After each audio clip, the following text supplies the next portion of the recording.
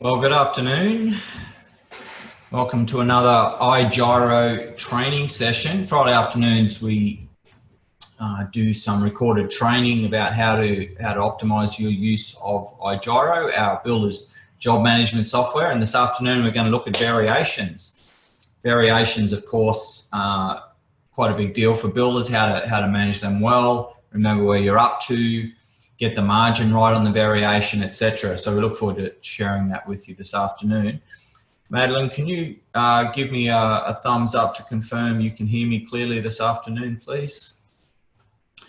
Thank you, and welcome to our session. So variations, I'm screen sharing at the moment. Madeline, can you see my screen clearly? I've got a gyro demo screen open there, and what I've got is the main menu where we can go into a job and navigate our way to where we prepare variation. So Madeline, again, thanks for joining. Can you just give me a thumbs up that you can see my screen there, please? Great. All right. So just in that, I'm on the home screen of igyro here. If I go into jobs, and select a job where I'd like to raise a variation. So on the left-hand side of the screen here, you've got the jobs menu, and you can filter to a job just by putting in any details you can recall, a job address, a client name. Now, if you filter to a job like the one I have on screen here, you've got a number of tabs across the top of the screen. You've got the job details first. The place where we keep the variations is the management tab. Now the management tab is where you're tracking anticipated job profitability, actual job profitability, and of course the variations play a significant part in the overall, shall we say, financial position of the contract. So the variations are at the lower portion of the screen here, and at this point, we've got some functionality to create and edit variation. So firstly, you can see we've got a copy selected variation option there. We've got a create a new variation or delete a variation. So this one with nothing on it, I can simply press a red X and delete that variation. This one that's previously been created, I can double click that, and that will open up that variation to give me more space to create what is usually more than one item in a variation. So I can just simply type in the description here that I would like to offer a tapware upgrade. Now, of course, you'll need to be more specific if you're writing a variation that is a contractual document. But for example, a tapware upgrade, notice here that the software asks you to enter the cost X GST, and the software does the calculation for you from the cost, in this case $20, up to the cost to the client, including GST. And we've entered our margin here. So the software here understands the difference between markup and margin and applies builder's margin in the correct accounting sense of that word. And so you don't need to be worried about how it's calculating that. And you can see I can just add additional lines by writing here that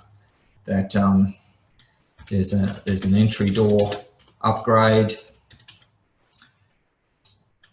Entry door upgrade of $100, and so it goes. You continue to build up a list like this.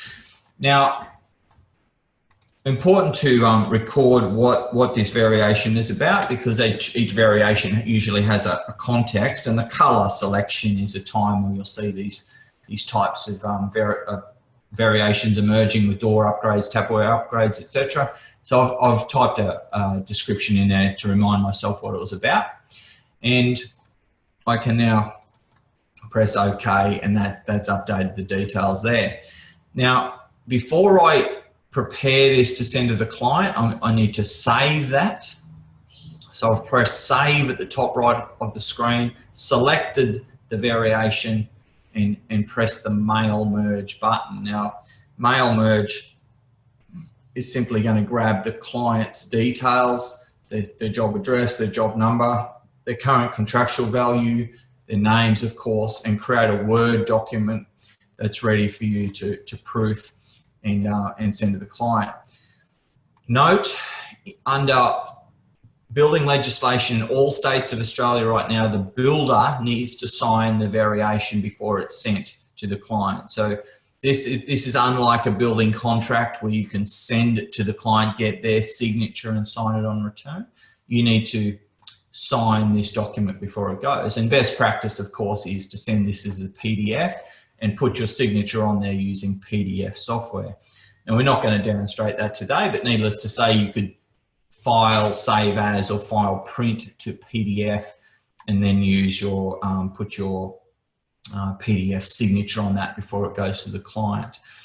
Now, once you sent it to the client and received it back, then you see here you can put an approved or declined date into the job. So we will remove that for the time being, so it's neither approved or declined. We're waiting for a response from the client, and it's very easy then to know where you're up to with your variations and track that through the job. Now, the other important thing to note with variations, once you've received the signed variation back from the client, you'd come to the attachments section and you'd save the signed variation here. So you had a hard copy signed by the client will appear in this part of Gyro, and you can see the attachments are all labeled for ease of use, so you can identify where to look for that document or where to save it initially. And that's simply a drop and drag here or paperclip and search in your computer to find where that document, where you save that and drop it in here for a forever record. It's very important to keep records of the variations. Now, if in fact you received the variation back from the client and you needed to make a change, then you'd simply highlight this field here and you'd copy the selected variation. See, that's a copy now. You'd open that up and make the edit that reflected the what the client wanted changed, whether that be a price adjustment or you know, any amendment whatsoever. You're going to simply recreate the variation and then send it back for an updated signature. You're not going to record an edited version in Gyro, which would create contractual confusion down the track. So that's why this copy selected variation exists, to make that a smooth process for you.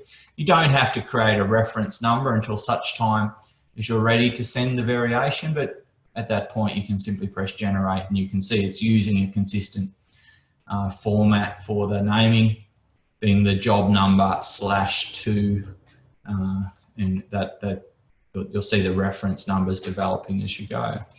So I think that's quite straightforward, the creation, deletion and editing of variations.